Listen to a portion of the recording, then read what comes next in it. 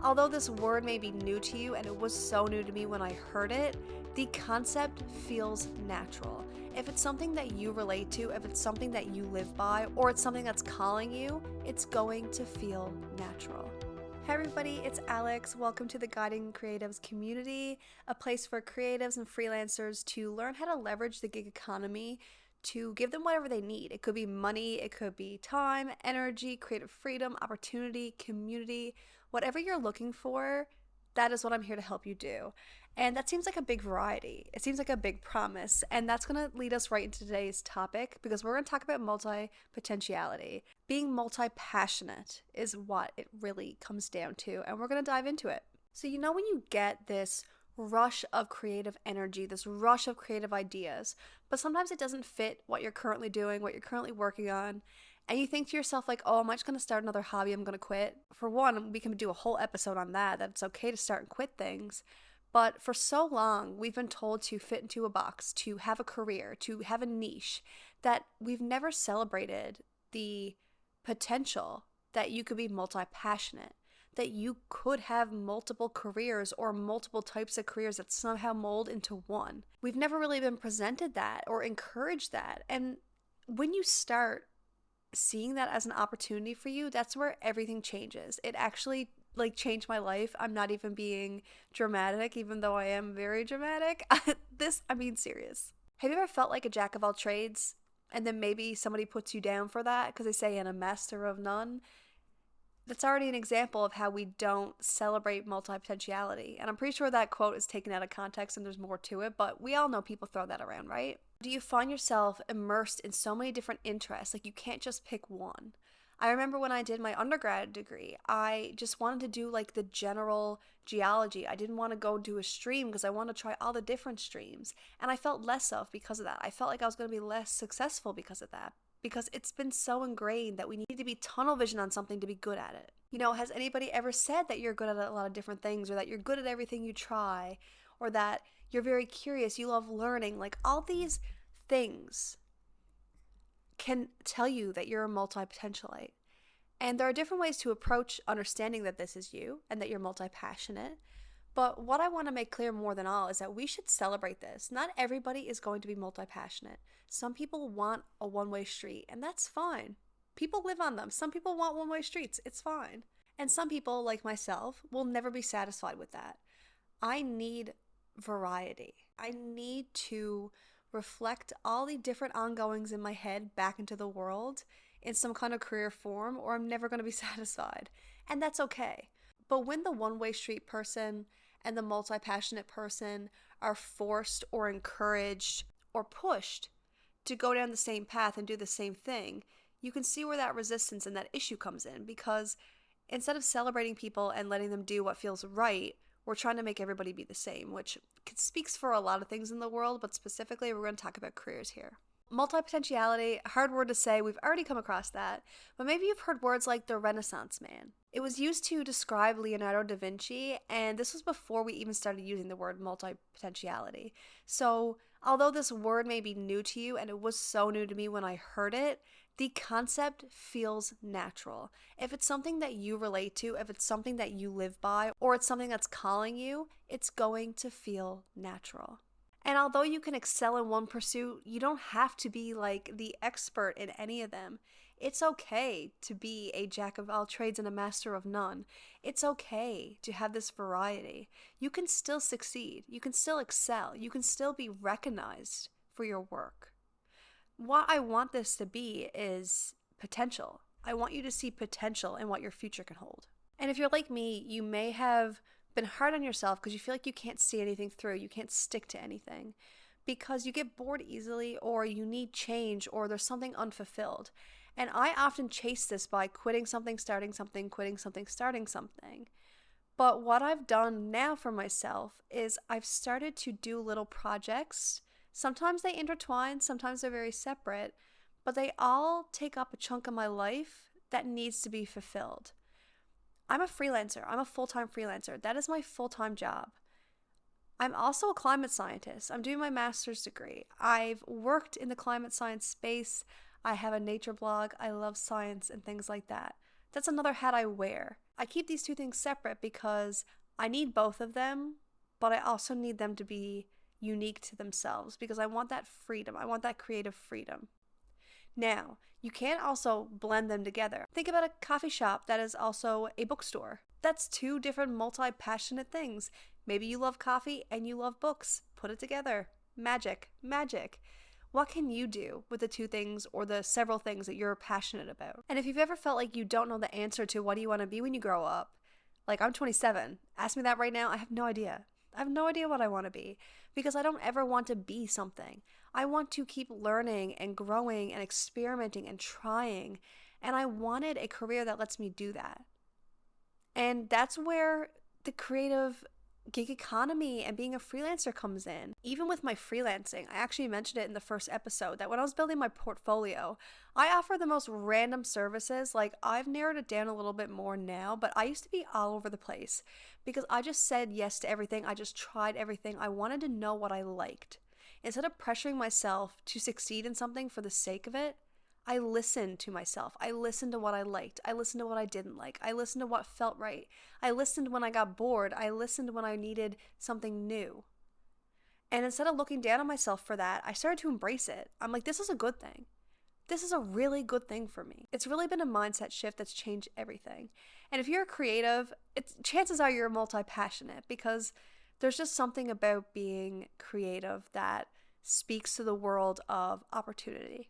So I don't want you to get confused. Success doesn't only come from specialization, and success also doesn't only come from being multi-passionate. Success comes from listening to your wants, your needs, your curiosities, and your imagination. And does that sound a little bit childish? To me, still. I still feel a little bit silly saying I just want to be imaginative and creative because we've made it childlike. But is it even such a bad thing to want to play, to want to explore, to want to be curious? It's not, so embrace it. So let's talk about how you explore the world of multipotentiality. What can you try? How can you embrace it? Let's actually dive into what we can do. So this is what I spoke about earlier about the coffee shop and the bookstore. It's when you take two things that you're passionate about that don't necessarily fit together or it's not common for them to fit together, and you figure out how you can blend them, how you can make it work.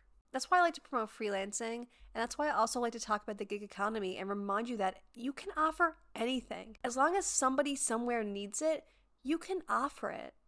For example, I did product unboxing for a while, like I just did unboxing videos to just show a product, and I never thought to just specifically offer pet product demo, but then Meadow was getting like a seatbelt, she was getting a brush, all these things because people needed pet product demos. So this is not even something that I ever would have thought of on my own. I was doing product demos because I had a camera and because I liked filming.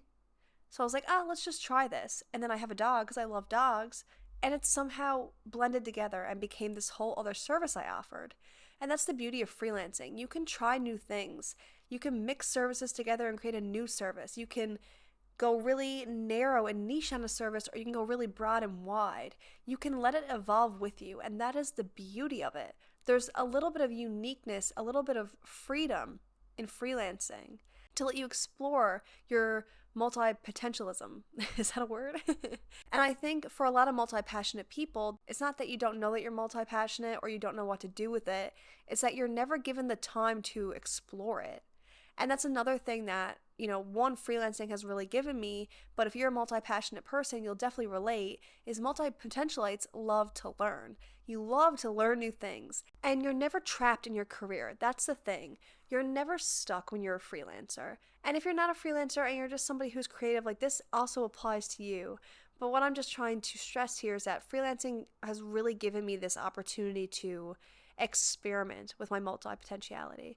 It's been easy for me to try new things. It's been easy for me to quit things I don't like. It's been easy for me to refine the process because it's my own process, not somebody else's. It's been easy for me to start side projects. It's been easy for me to navigate these side projects. It's been easy for me to try to mix them together and to rip them apart again. There's just all these opportunities that freelancing give to you that lets you really truly experiment so you can figure yourself out. So if you want to dive into your multipotentiality and start with it, I want you to just ask yourself, what am I interested in? What do I like? I'll give you my example and just kind of give you a little roadmap of how I got here. So I loved earth, nature. That's how I got into my actual degree. I love science. That's what I loved. So I studied geology, had a whole career in doing all that. I went back to do my master's because I was actually working in the oil field and I was like, this is not for me. So I went back to do climate science, and so now I'm doing my master's in climate science. That's great, and it fulfilled a big part of me. But my whole life, I have been on Pinterest, I've been blogging. I used to film videos like in grade 7 when I'm glad they never made it their way to YouTube. But like I always knew I wanted to be on YouTube. I wanted to make videos. So that's when I started following Alex. And following Alex is my other channel. And this actually started as a hiking blog because following Alex was like follow my lead, like follow me hiking. But I realized that that limited me because everything was about nature now. Everything was about me being outside. But there was this digital self, this virtual self of mine that I liked being, that I wanted to be. I love social media and I wanted to build a community. Although I could do it around nature things, and I do on one hat, I didn't want it to be everything. So that's when I made the choice to separate following Alex and Tea Trees and Trails. So they're completely separate now. Tea Trees and Trails is my nature blog. It's very down low right now, but feel free to check it out if you like. But that's how I let those complement each other. And then I started putting all my freelancing content on following Alex. And like my freelancing name on Fiverr is following Alex. But I was like, I want to have a brand. Like I want to build a community and I don't want it to be about me. So I didn't want the name to be following Alex. I wanted it to be about helping creative people. So Guiding Creatives was born. I don't know where the name came from. I wouldn't be able to tell you. It just came to me and I was like, this is it. This has just lifted so much pressure off myself because now I have these 3 projects. I have Guiding Creatives where I'm helping people be creative. I'm talking about creative things. I'm really itching that creative itch while also helping other people because this has been transformative for me. My life has completely changed. And I want other people to have that opportunity and I want to help you. I know I can help you and I want to. And I have my nature blog, and then following Alex is just more of my lifestyle YouTube. And now that I've taken the pressure off of having to be a little bit more professional or formal when I'm talking about these freelancing topics, I can be more of myself over there. So being multi-passionate, I'm not so much somebody who wants everything mixed together. I want to balance all my different projects. So that's the type of multipotentialite that I am. I'm the person who has 3 different projects, like 3 different personalities basically, and I just let them all shine. Instead of making them all become one or trying to only pick one, I just let every side of me shine. And I have a place for that. And that's what works for me. What might work for you is having like a full-time career and a hobby, which are 2 different things. It might be 2 part-time jobs. Maybe you freelance part-time and then you go fly helicopters the other part-time. And maybe you're somebody who wants to mix it all together. Maybe you are a chef. Maybe you love cooking, but you also love YouTube. So you have a YouTube channel, you teach people to cook, and you also cook in real life and eat it, you know? You can be a multi-passionate person and also explore how that translates into your creative career because it doesn't look the same for everybody. And that's what I want to celebrate here. That's what I want to stress here. If you are somebody who has just started your freelance journey or your creative journey and you already feel boxed in, you know, you're already feeling like this is another career you're going to quit because you started offering social media management and that's not what you want to be doing. There's other things you want to be doing. It's not what you want, but it's what you're having success in. Instead of letting that weigh you down, think about the doors that can open. If you're good at social media and you're good at freelancing, but you're not passionate about it, where can that take you? What part of it do you like? Because if you like the graphic design, you can start moving towards graphic design and you can branch out easily and expand your brand in a way that doesn't hurt you, but actually lets you thrive. And I do offer coaching, so I'll leave my link down in the description so you can check it out. You can do a one-on-one session with me. We can do a big coaching program.